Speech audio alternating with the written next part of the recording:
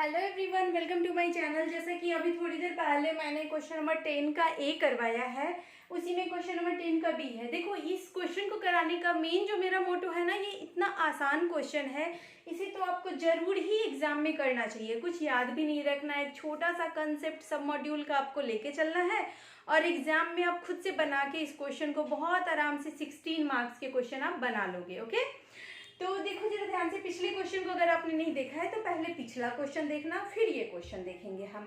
यहाँ पे आपसे कह रहा है इस क्वेश्चन में कि आपको दिखाना है कि कोई भी अगर m मॉड्यूल है तो उसका जो डायरेक्ट सम होता है वो डायरेक्ट सम आप तभी कहोगे, किसी भी m मॉड्यूल का direct sum m1 and m2 का आप तभी कहोगे जब आपका m is equal to m1 plus m2 हो जाए और दोनों का इंटरसेक्शन जो है ना वो नल सेट आ जाए, जीरो सेट आ जाए, मतलब कुछ भी ना आए, दोनों का इंटरसेक्शन जो है वो जीरो हो जाए।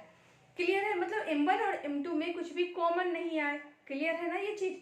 तो इसको मुझे साबित करना है, तो करेंगे क्या? तो सबसे पहले तो हम डायरेक्ट सम को डिफाइन करेंगे कि आखिर डायरेक्ट सम होता क्या है। तो देखो, डायरेक्ट सम क्या होता है ना कि दो सब मॉड्यूल को अगर जब हम जोड़ते हैं ना, m1 प्लस m2 करते हैं दो सब मॉड्यूल को, तो उसका जो सम है वो आपका यूनिक आना चाहिए। मतलब दो बार जोड़ने के बाद एक जैसा दो आंसर नहीं आना चाहिए। क्लियर है ये चीज? अब देखो जरा ध्यान से, उसी को मैंने बस थोड़ा सा लिख दिया है कि direct sum of two module define as m1 and m2, ये स्लैश देके, और इसको मैंने ऐसे यहाँ पे लिख लीजिए, ग्रुप ऑफ करके, ऐसे करके आप लिख लो, group of m1 plus m2, जहाँ पे एक जो है m1 वो m1 से बिलोंग कर रहा है और ये छोटा वाला m2 जो है वो m2 से बिलोंग कर रहा है। क्लियर है? तो ईच सम जो है वो आपका यूनिक होना चाहिए, मतलब जितने भी एलिमेंट्स को दोनों का पकड़ के मैं जोड़ू ना वो यूनिक आना चाहिए, एक ही आंसर आना चाहिए, चाहे आप कुछ भी कर लो। यानी बस इसका कहने का मतलब क्या है कि एक ही एलिमेंट होगा। हो सकता है आपने 4 मान लिया होगा कि x है, y है, z है, लेकिन जब बाद में देखोगे ना तो वो चारों का चारों सेम ही था, ऐसा होना चाहिए। क्लियर है? तो अब देखो जरा ध्यान से कि हमें करना क्या है कि हम सबसे पहले तो जिसे बोल रहा है कि साबित करो कि दोनों का इंटरसेक्शन जीरो है, ठीक है, तो हम सबसे पहले यही लेके चलेंगे कि जीरो नहीं है, फिर बाद में दिखा देंगे कि हमने गलत माना था कि जीरो नहीं है। क्लियर है ये चीज?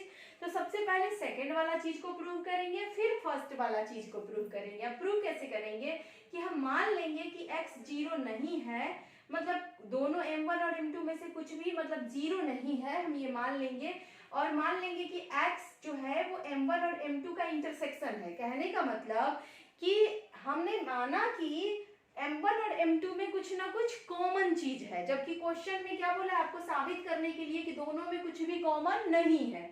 क्लियर है ये चीज? अब देखो, मैंने मान लिया कि दोनों में x कॉमन है और x जो है वो जीरो नहीं है। x को अगर जीरो लिख देंगे तब तो फिर वही चीज लिख ही देंगे हम जो हमको साबित करना है, हम वो चीज नहीं लिख सकते ना जो हमें साबित करना है। क्लियर है? अब देखो, चूंकि हमने लिखा कि x m1 में भी है और x m2 में भी है, इसका मतलब यही हुआ ना कि x m1 में भी है और x आपका m2 में भी है, और दोनों सब मतलब दोनों सब मॉड्यूल है, इसीलिए x जो है वो किस में होगा? m में भी होगा। यहाँ से आपका एक कॉन्ट्राडिक्शन निकल के आ गया कि हमने तो मतलब डायरेक्ट सम को डिफाइन ही किया था कि सम कैसा होना चाहिए? यूनिक होना चाहिए, जबकि यहाँ पे दोनों में x x है, तो यहाँ पे हम सम को दो तरीके से दिखा सकते हैं। तो बस इसी लाइन को यहाँ लिखना है, it creates contradiction, we can write sum of submodules as two way। हम दो तरीके से दिखा सकते हैं जो कि कॉन्ट्राडिक्शन क्रिएट कर रहा है, इसीलिए जो हमने माना था वो क्या हो गया? गलत हो गया। सो इसीलिए x is equal to not zero is not possible, and so आपका क्या हो गया? m1 इंटरसेक्शन m2 जो है ये आपका क्या हो गया? एक नल हो गया। ये जो हमने एज्यूम किया था जीरो नहीं हो, वो पॉसिबल नहीं है, वो जीरो उसको होना ही पड़ेगा।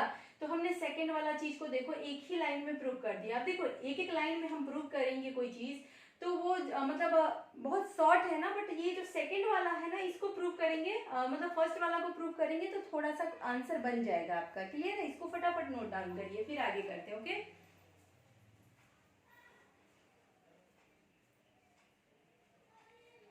तो फर्स्ट मतलब सेकंड को हमने पहले प्रूव किया, अब हम करेंगे फर्स्ट वाले को प्रूव। क्लियर है ये चीज? अब देखिए, जब हमको मतलब प्रूव करना है कि m is equal to m1 plus m2 जो है वो यूनिक है, यही हमें प्रूव करना है। तो अब हम क्या करेंगे, जो हमने प्रूव कर दिया है उसको लेके चलेंगे। क्लियर है ये चीज? अब देखो,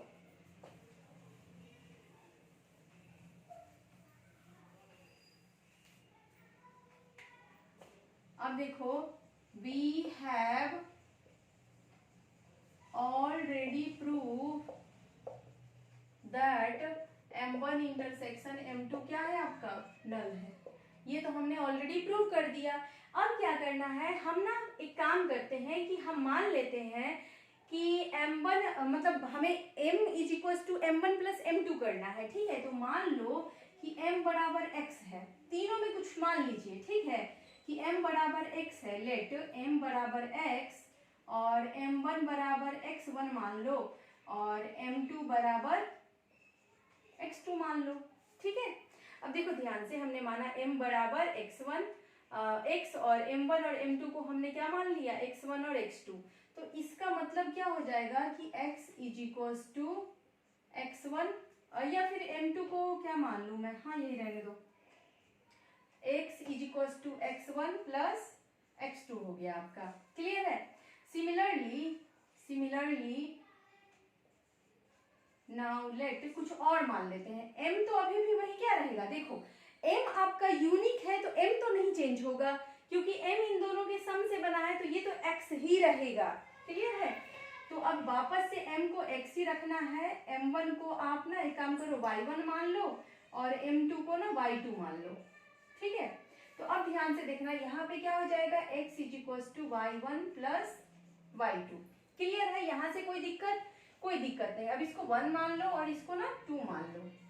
अब क्या करना है आपको कि इन दोनों को कंपेयर करके क्या कर देना है, इक्वल कर देना है। इन दोनों को कंपेयर कर लो, x1 plus x2 is equal to y1 plus y2 हो गया आपका। क्लियर है ये चीज? यहाँ से ना आप देखो, इसको इधर ले आते हैं तो ये क्या हो जाएगा, x1 minus y1 is equal to y2 minus x2। यहाँ तक क्लियर है आपको?